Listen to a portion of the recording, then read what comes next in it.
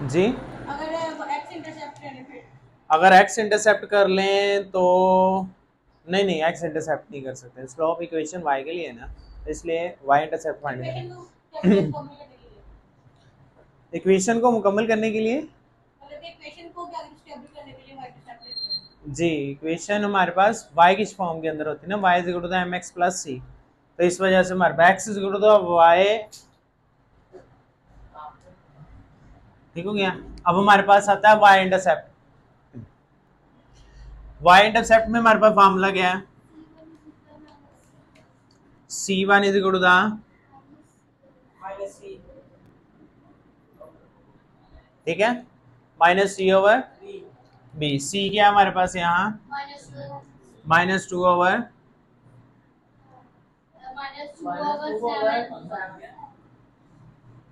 -7, 2/7 आ जाएगा। अब इसकी क्या फाइंड करनी है हमने, इक्वेशन फाइंड करनी, इक्वेशन फाइंड करेंगे पहले हम इसकी।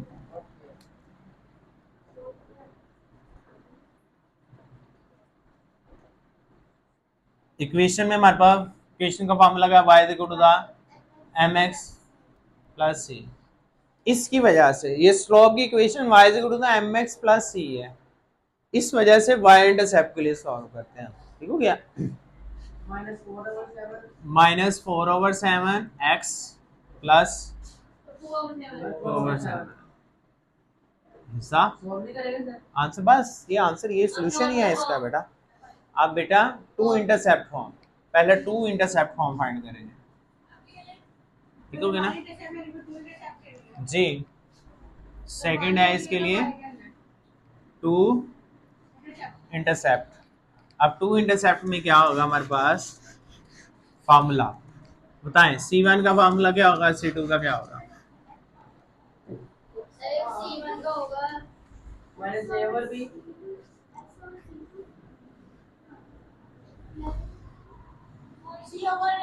वो इक्वेशन नहीं बताएं आप, -C/A,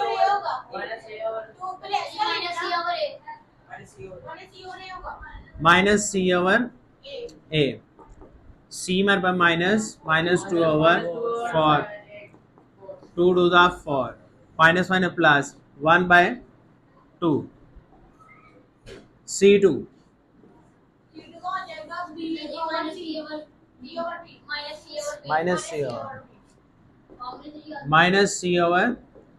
-C/B। अब C क्या हमारे पास -2/7, -2/, अब इसकी इक्वेशन का फार्मूला है x/C1 y/C2 is equal to the 1। x/C1 क्या है हमारे पास, x/1/2 y/2/7 is equal to the,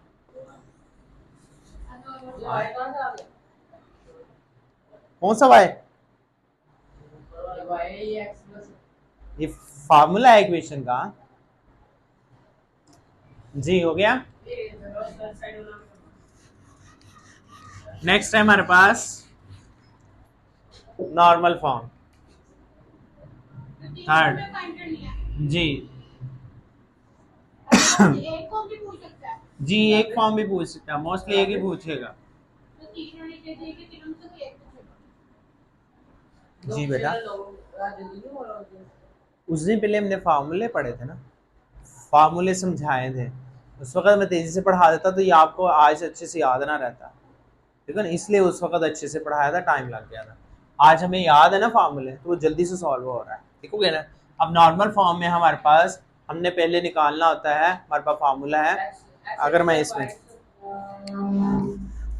अगर इधर इक्वेशन का फार्मूला लिख लूं तो मेरे पास सामने आ जाएगा x ओवर अंडर रूट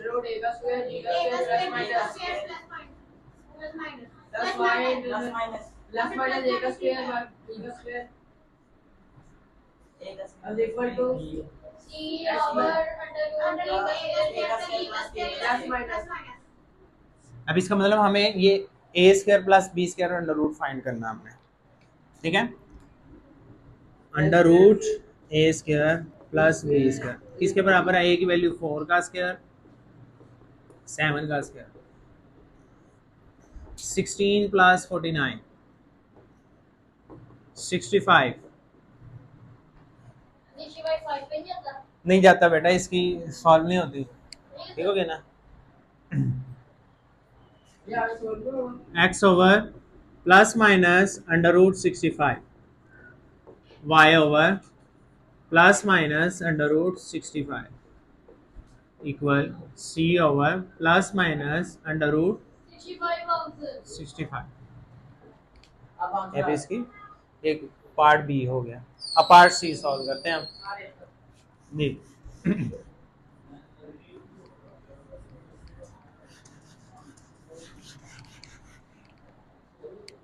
अब इसमें देखिए हमारे पास क्वेश्चन 10 का पार्ट सी है 15y 8x इक्वल टू था। मैंने इनको रेंज देंगे ना हाँ जी, पहले हम इनको अरेंज देंगे। माइनस माइनस 8x क्वेश्चन के अंदर है। अब हमारे पास ए बी सी आइडेंटिफाई करना इजी है। ए क्या माइनस है, आप पहले हमने स्लोप इंटरसेप्ट फाइंड करना है। स्लोप इंटरसेप्ट, स्लोप इंटरसेप्ट में स्लोप अलग चीज है और इंटरसेप्ट अलग चीज है। ठीक है, slope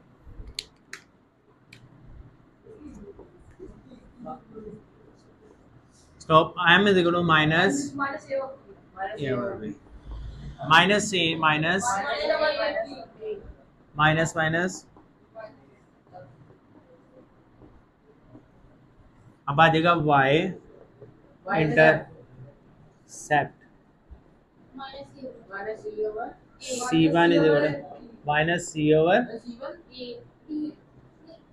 b minus c over b। ठीक हो गया ना? वो टू इंटरसेप्ट में पहला माइनस सी ओवर ए फिर माइनस सी ओवर बी। ठीक है, इसमें आएगा minus C over B minus 3 over 15 और माइनस एक बाहर है सर 5 बनेगा केला 3 5 नीचे बेटा 5 आएगा 1 और 5 1 ओवर बेटा एक माइनस फार्मूले का नहीं है।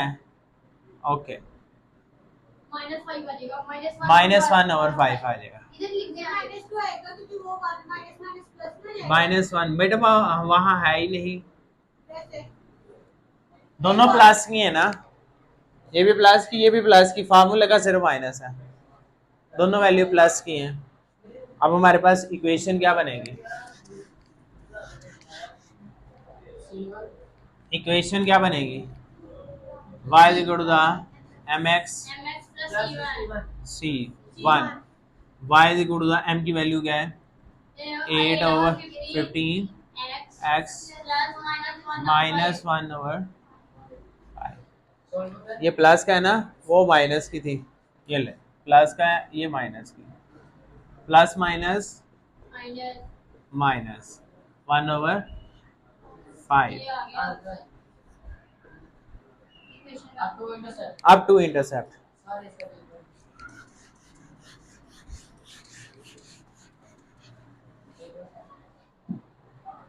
अब टू इंटरसेप्ट में देखें हमारे पास क्या है। सेकंड पार्ट है हमारे पास टू इंटरसेप्ट।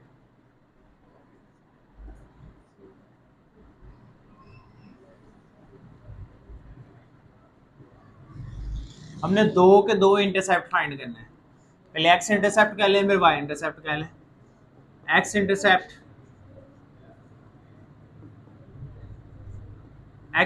में हमारे पास c1 है minus C over A minus 3 over minus 8 minus minus plus 3/8 c1। Y intercept जी नहीं लगाते, कोई इशू नहीं। वाई इंटरसेप्ट प्लस हो गया बेटा, इंटरसेप्ट वाई इंटरसेप्ट। अब वाई इंटरसेप्ट में c2 minus C over B. ठीक है, नहीं बेटे पहले ए फिर बी, टू इंटरसेप्ट में पहले ए फिर बी, ठीक होगा ना। और स्लोप इंटरसेप्ट में स्लोप पहले इंटरसेप्ट फिर यही वाला होता है वाई इंटरसेप्ट, स्लोप पहले इंटरसेप्ट फिर माइनस सी ओवर बी है हमारे पास वहाँ। माइनस 3/15 क्या आएगा, -1/5, पहले भी हमने यही फाइंड किया। अब नॉर्मल फॉर्म, अब इक्वेशन इक्वेशन हो गई है। इक्वेशन इसकी बेटा x over c1 y over c2 equal 1। नहीं बेटा, ऊपर वाली ऊपर 1 नीचे 5, रेसिप्रोकल नहीं लिया जाएगा। रेसिप्रोकल -5 आएगा, लेकिन फिर इसका भी रेसिप्रोकल करना पड़ेगा, 1/c/2 हो जाएगा। दोनों तरफ रेसिप्रोकल इक्वल के में अंदर दोनों तरफ रेसिप्रोकल बराबर ही लेते हैं हम इक्वालिटी के लिए। x over c1 3/8 y over c2 -1/5 is equal to the, इसको मजीद सॉल्व नहीं करना, यही हमारे पास टू इंटरसेप्ट इक्वेशन है, ठीक है। नेक्स्ट हमारे पास next one, last one is a normal form of the equation. हमने इसकी नॉर्मल फॉर्म फाइंड करनी है।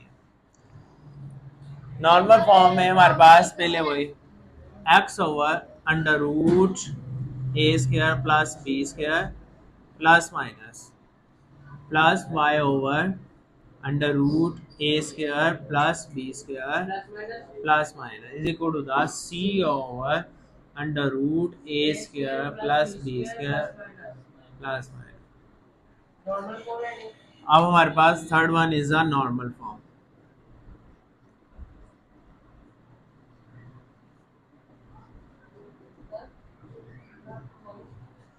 जी normal form under root A square plus B square. अब ए की वैल्यू क्या है, -8 का स्क्वायर प्लस 15 का स्क्वायर, 8 का स्क्वायर 64, 225, 15 का स्क्वायर 225, 289। 289 चेक करें किसके टेबल पे आ रहा है, 17 के टेबल पे आ रहा है, देखें।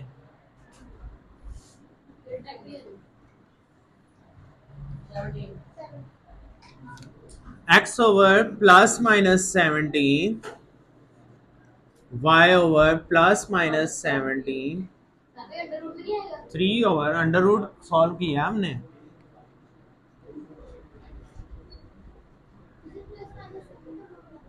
प्लस माइनस लगाया हुआ। हाँ जी, नहीं इसको सॉल्व नहीं ना करना, हमने सॉल्व नहीं करना, यही हमारे पास नॉर्मल फॉर्म है। नॉर्मल फॉर्म में हमारे पास प्लस माइनस होगा। ये हमारे पास क्वेश्चन नंबर 10 हमारा कंप्लीट हो गया।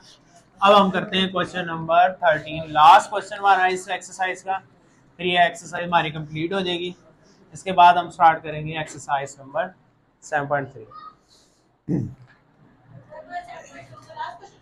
7.2 का लास्ट क्वेश्चन, क्वेश्चन नंबर 13। पीछे हमारे सारे क्वेश्चन कंप्लीट हो चुके हैं। 7.3 तीनों से सबसे ज्यादा इजी है, सिर्फ दो।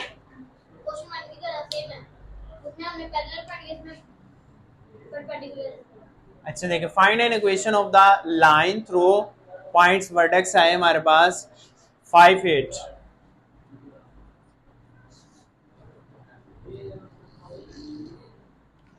लेट वर्टेक्स गिवन है, वर्टेक्स ए हमारे पास जी A5 एंड -8। आगे देखिए बेटा, परपेंडिकुलर जॉइन, गौर से सुनिएगा, perpendicular to the join to vertex. अच्छा वो गिवन दिया, उसको इसको ए स्टैरी कर लें, वो ए गिवन है, चेंज करने के लिए बी भी गिवन है, सी कर लेते हैं, ठीक है। नया वर्टेक्स नहीं भी नाम देते तब भी कोई इश्यू नहीं, आप नहीं भी कोई नाम देते, वर्टेक्स हमारे ए स्टैटिक डिफरेंशिएट करने के लिए खास वर्टेक्स। अब हमारे पास दो वर्टेक्स है, उसने ये गिवन दिया, ये ए वर्टेक्स और ये बी वर्टेक्स है दोनों। अब ये जो वर्टेक्स है जो इसके ऊपर परपेंडिकुलर है, यहाँ पे इसका एंगल बन रहा है, ये वो वाला है सी, ठीक है ना, ये उसके ऊपर वर्टिकल है और ये वर्टेक्स दिया हुआ, ये वाले दो वर्टेक्स दिए हैं। हमने इस दो वर्टेक्स की लाइन फाइंड करनी पहले, स्लोप स्लोप फाइंड करेंगे ना हम, इसका स्लोप फाइंड करेंगे परपेंडिकुलर, इसका स्लोप फाइंड करने के बाद, slope of A B find करने के बाद हम slope of C D find करेंगे, तभी तो इसकी इक्वेशन आएगी। सी की इक्वेशन फाइंड करनी, सी की इक्वेशन फाइंड करने के लिए हमें स्लोप ऑफ सी का ही चाहिए, सी डी इसका, हाँ ए बी का स्लोप फाइंड करेंगे, हमारे पास वर्टेक्स गिवन है, ठीक है, वर्टिसेस ए -15 -8 बी 10 7, ये वर्टिसेस गिवन है, इसका स्लोप फाइंड कर लेंगे हम, slope of A B,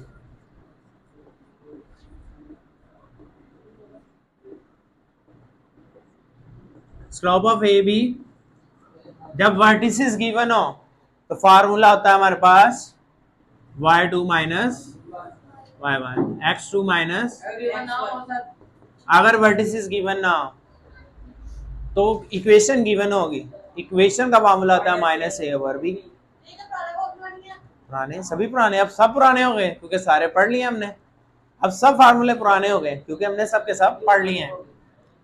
A B, y2 यहाँ गया 7 और y1 क्या है हमारे पास -8, x2 क्या है 10 -15, 7 + 8 10 + 15 15/25, 5 3 are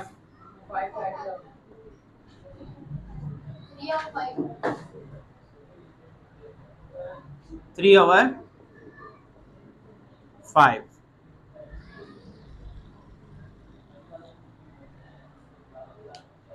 देखोगे ये हमारे पास स्लोप ऑफ ए बी आ गया। अब हमने स्लोप ऑफ सी डी कहना, वो क्या है परपेंडिकुलर, परपेंडिकुलर का फार्मूला क्या है m1 m2,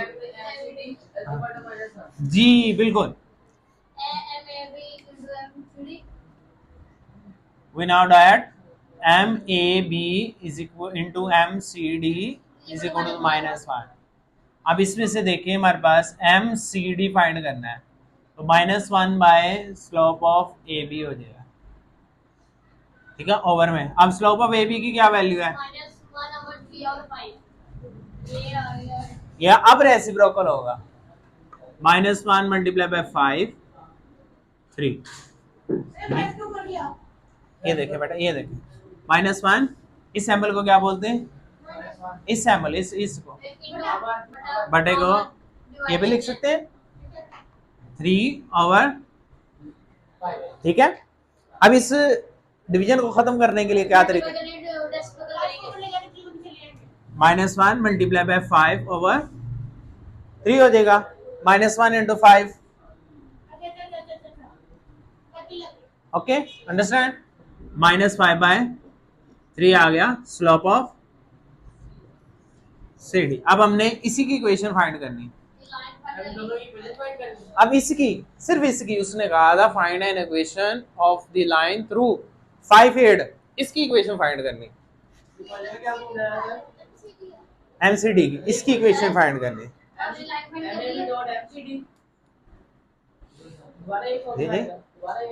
नहीं अब देखो मैं आपको बताता हूँ, ये आई हमारे पास स्लोप सी डी की, ये हमारे पास था सी पॉइंट, ये था हमारे पास डी पॉइंट, सी का वर्टेक्स उसने दिया 5 -8, ठीक है, स्लोप इसकी आई -5/3 और डी हमारे पास है xy, ठीक है,